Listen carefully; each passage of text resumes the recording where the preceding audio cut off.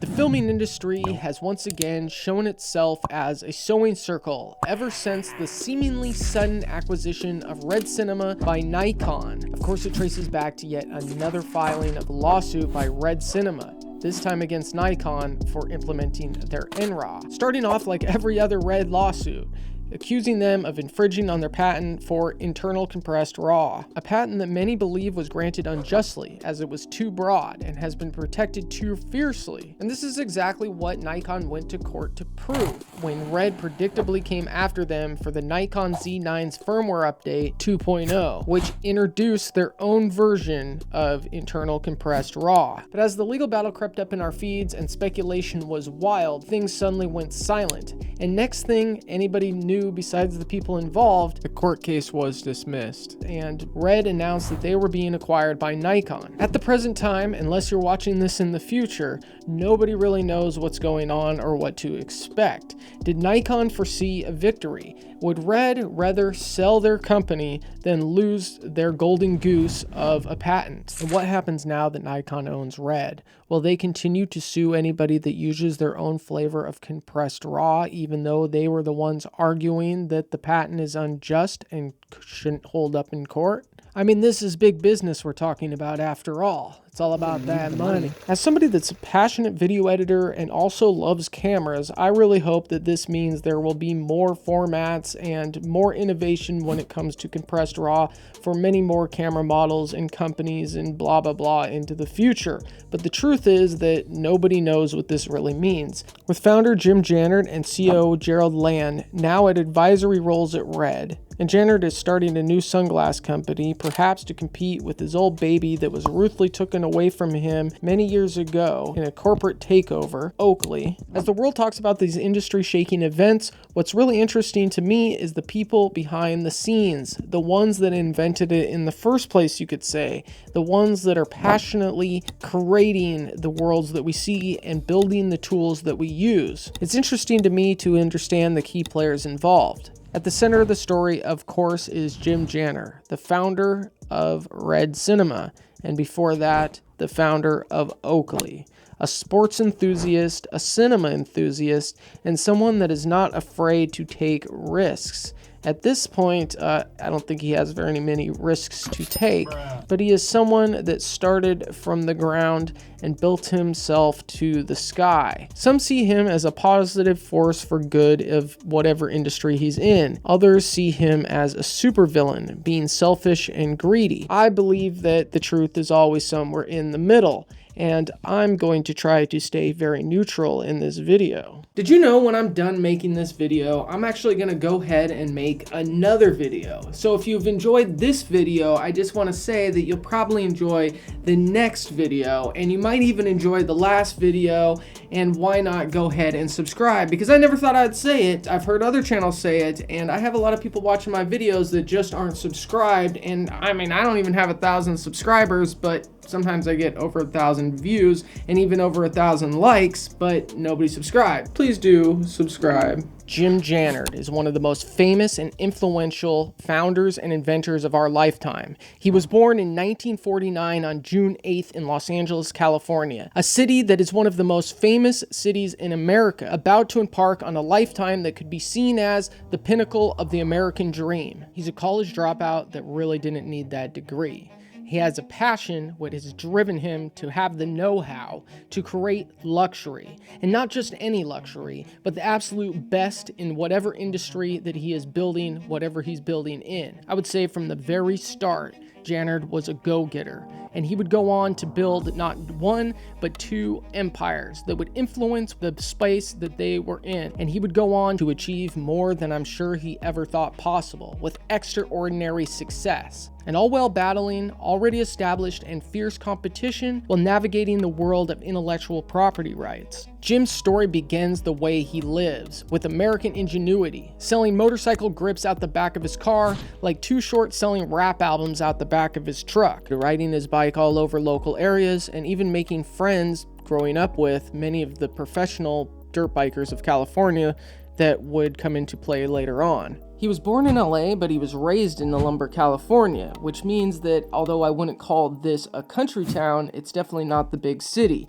There's parks and a quick drive to nature, making his exposure and love for dirt biking make sense. Again, he's a private person and there's not a lot of information about his younger years. However, we do know that he graduated high school and went on to pursue a career in pharmacology, attending USC, but he dropped out when he realized pharmacology wasn't for him. Plus, the whole legend of him wanting to bring his dog Oakley to class and they not letting him, which I completely get.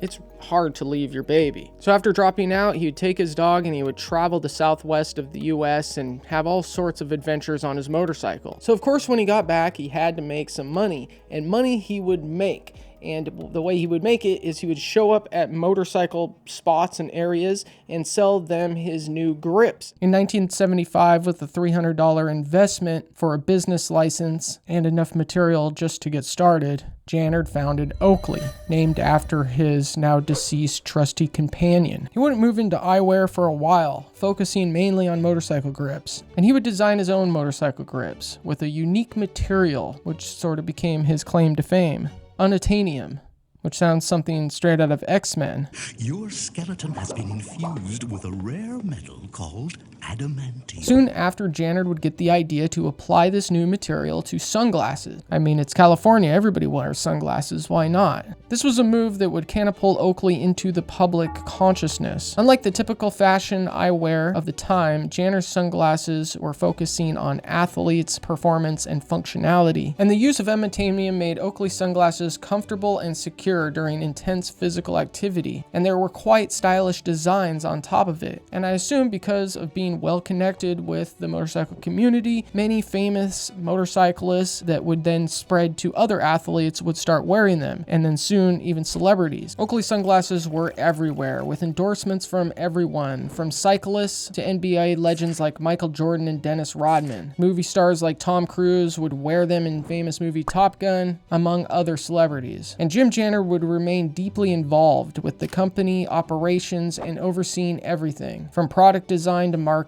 And there was no question that Jannard had hit it big with Oakley, making a ton of money. In 1999, he would go on to purchase 2 properties in Newport Beach, California for $15 million.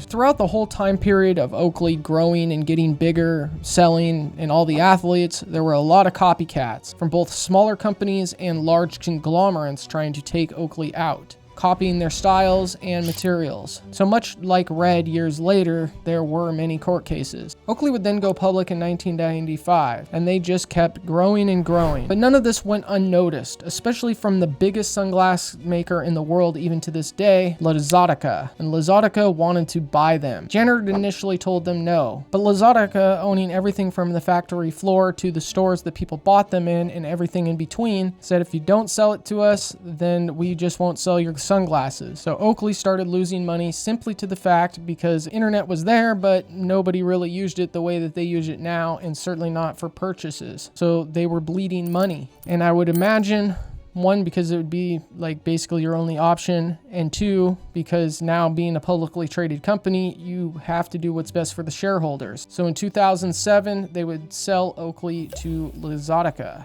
So what did Luxottica see in Oakley? $2.1 billion. Oakley and Luxottica were thought of as deadly enemies. It was really an opportunity for them to acquire a great brand. I think we both realized it made good business sense to be together. And this is $4,000? Yeah. People buy because of that? I know they do. You pray they do.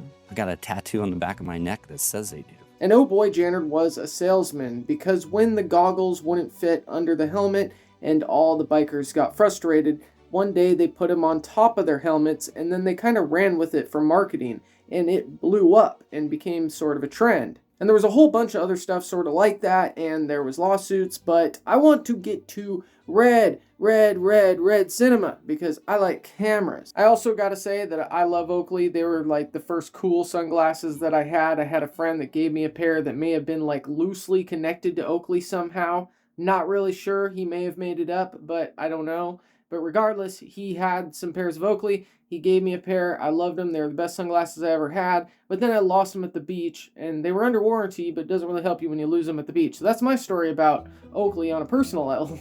2 years prior to selling Oakley to Luxottica, Jannard had already found his next passion and big project, Red Cinema, which was founded in 2005. I would imagine that Jim Jannard was exposed to the cinema industry being part of Oakley, making commercials and advertisements, and already being amazing at marketing. I'm sure that they were using all sorts of cameras, and he probably thought to himself, technology's there, but many of these companies just won't move forward because companies don't really innovate unless they have to. Things were moving in that direction into digital cameras, but nobody had really pushed the envelope. So he was driven to revolutionize the filmmaking world. They sold Oakley to Luxottica for $2.1 billion, making Jim a billionaire in the process. Jannard, with the vision that he had for Red, he was already investing heavily in the company. A very advanced user, but as a professional, he used to shoot all the imaging for Oakley for the first 15 years or so of that company. They started development of the Red 1, getting so excited they even made some stuff that would come back to bite them later when it comes to court hearings, showing it off at NAB. I'm just trying to think about what it was like. So Jim probably saw the acquisition coming. I mean, 2 years, I don't know. It's hard to say if he knew if the acquisition was coming, but he had a bunch of money and he was a big camera enthusiast. He said he had over 1,000 models of cameras laying around. And the owner and founder of Oakley. The owner and founder of Oakley. A camera nut. On pure passion and probably a little bit of insanity combined, he started up Red. Who knows what those models were, probably state of the art at the time.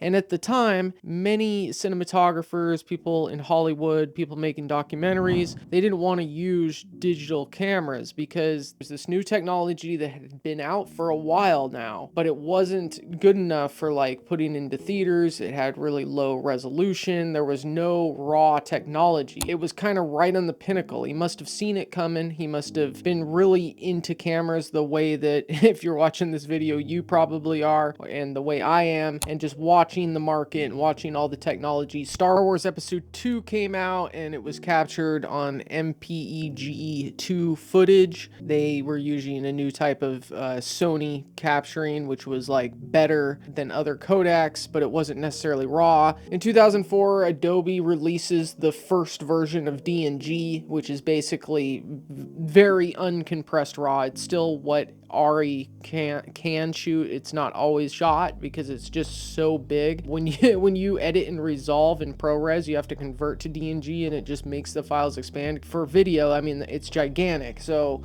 it's good, but it's huge. And then here comes Red with Red 3D, and it changed everything. He was kind of strategically the right person at the right time at the right place, as all big people are, but because he was in the industry, because he was into cameras, because he had all that experience with Oakley, he was able to know what to do, right? Somebody was going to compress raw. It was just a matter of time. There's a lot of arguments out there. This video is not about that, but there's a lot of arguments if he was really the first one. When the Red 1 came out in 2007, a lot of filmmakers were still not on board. It took a long time for cinematographers to want to use digital. George Lucas was basically the first big Hollywood guy that used it before RAW was even a thing, and then D&G comes out and people start switching. The Red 1 launched officially in 2007, and it was one of the first cameras that challenged 35mm film. It offered a bunch of really good features for the time, including the ability to shoot 4K resolution at 60 frames per second. The Red 1 was a Super 35 sensor, or the equivalent of an APS-C. It shot 4K at 60 frames a second in Red RAW, which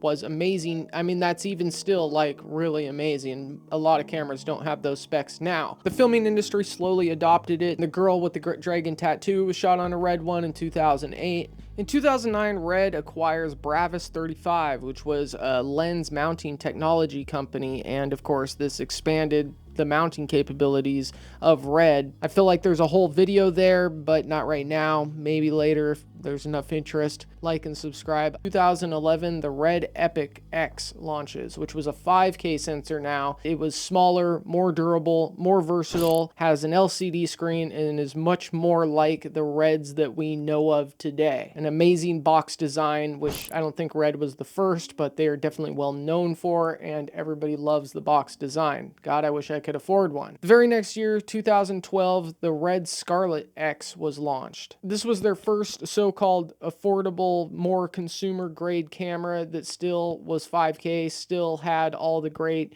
RED capabilities, and I believe it was a little smaller. They claim it a mistake now, but there's something to be said that it was a bit more accessible, so it farthered their name brand and got RED into the hands of many more people than otherwise if they wouldn't have launched it. 3 years later, in 2016, they launched the RED Weapon, which I do believe, at least from my point of view, is one of the most famous RED cameras ever released. It's definitely one of the most well-known and talked about, at least from where I stand. It had a new UI, new chips. I mean, the other ones did too, but this one was particularly faster and was definitely revolutionary, which in my mind goes hand in hand with like how good computers were getting like every single year. Actually pretty remarkable when you look back at the RED 1 of how like far ahead it was. Like, I mean, all these cameras are, even now, like RED cameras are still way far ahead, even not considering their codecs. In 2017, RED introduced the RED Monstro VV sensor, which was 8K and was developed for RED Weapon cameras. You could get your sensor essentially replaced by sending it in or buying it in the first place in that way. This helped RED stay at the forefront of the cinema camera technology game. In 2018, RED launched the RED Ranger. The RED Ranger. Ranger!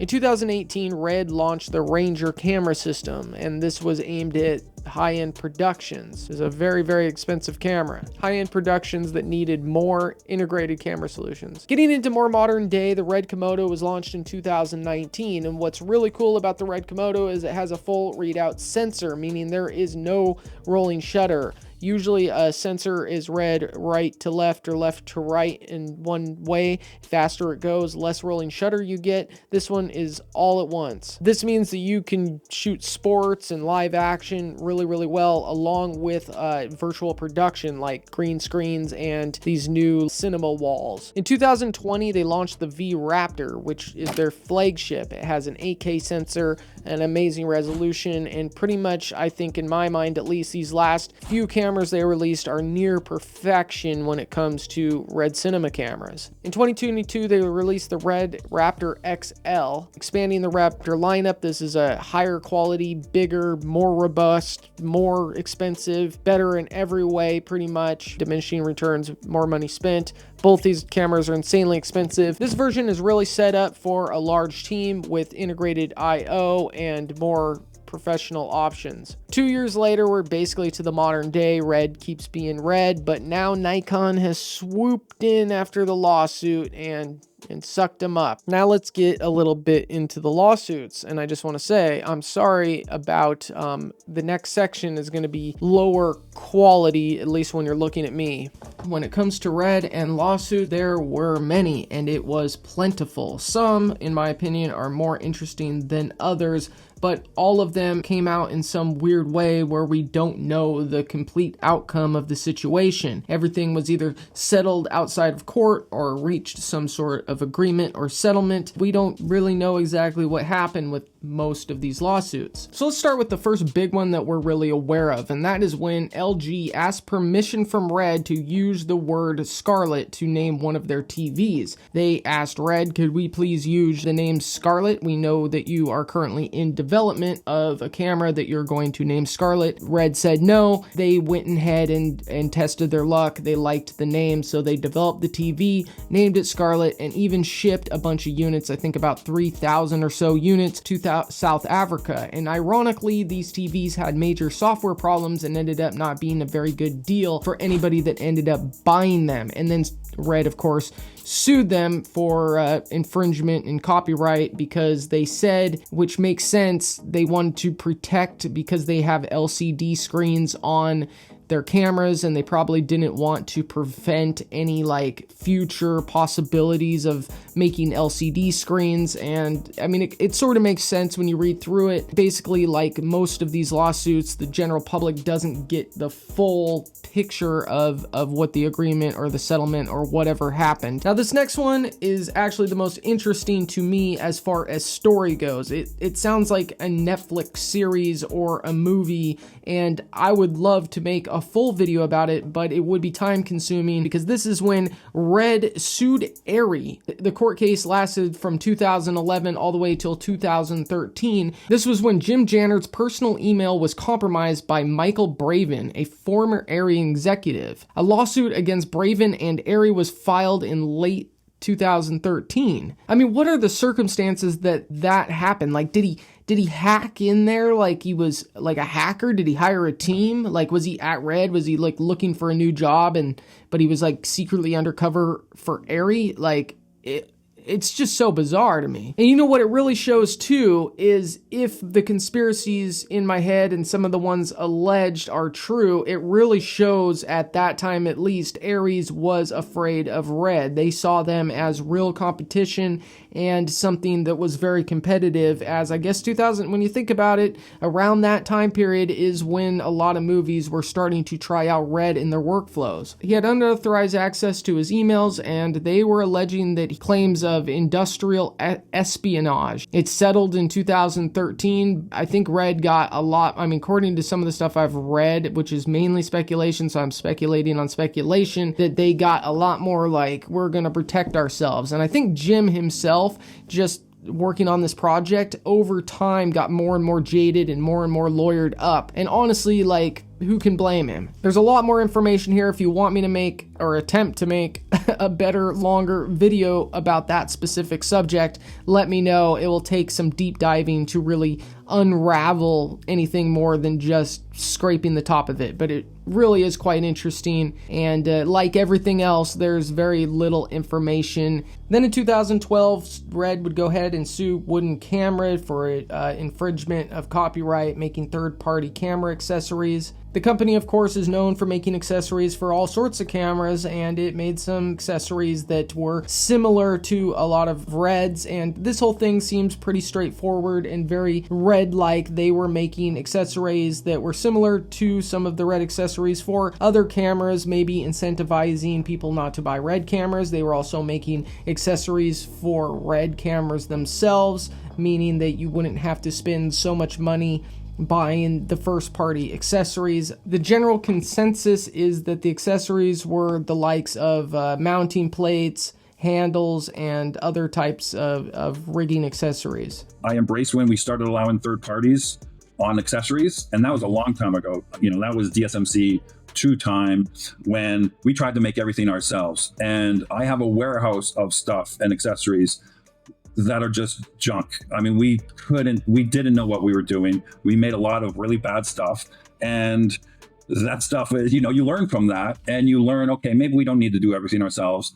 Just a year later, in 2013, Red would go ahead and sue Sony. Red filed an injunction against Sony over alleged patent infringements by Sony Cinealt cameras, particularly the 4K f/65. Sony then countersued, alleging that Red was actually, in fact, infringing on their patents. Learning a little bit about this case, it's almost like Red was saying that they owned 4K, or that the way maybe Sony was capturing 4K was theirs rightfully, and they went as far as saying that these Sony cameras need to be recalled and destroyed. I mean, that's how far they went, lawyer way to say how extreme this is. And then Sony went ahead and kind of flipped it on its head and been like, well, we've been making cameras for longer than you. I'm surprised not some other corporation jumped in. It's like WWF for corporations. One time I was at this job and there was these rich people there that one of them I was working for, and it was like construction type stuff. I won't get into details,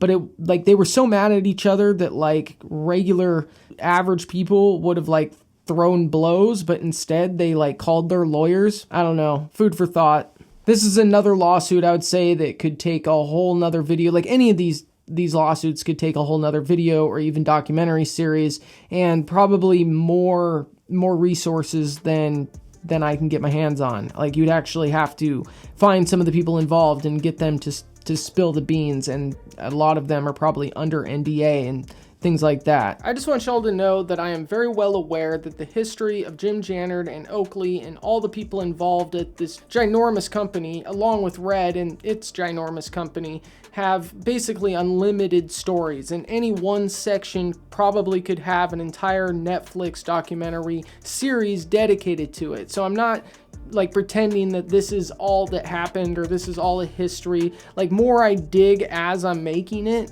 I'm already like editing it, I'm just finding more and more and more, and it's like I don't know what I should put in, what I shouldn't. I'm just trying to make a timeline of the basic events that happened in Jannard's life, kind of put light on like how amazing of a person that he is, regardless of how you feel about him, and just kind of like inspirational and some of the nuances, things that interest me. If there's demand for more intricate of any of these sections, let me know. Maybe I'll make a video, and there's lots of other videos on YouTube that go more extensively in to certain topics, and I think that's what I'm trying to do with this video, is kind of give a timeline of it all together, more or less, where there are some other videos that like get way more deep into like the nuances. I also want you to know that I am a one-man band here on YouTube, and a like would be very helpful, but everything you see on screen, I edited it, I wrote it or said it at random when the camera was on, and I'm going against giants here, so a like would be cool. This video, remember to like and subscribe. Hit all the buttons, and I'll either see you in the next video or I'll see you in the next life. But hopefully in the next video.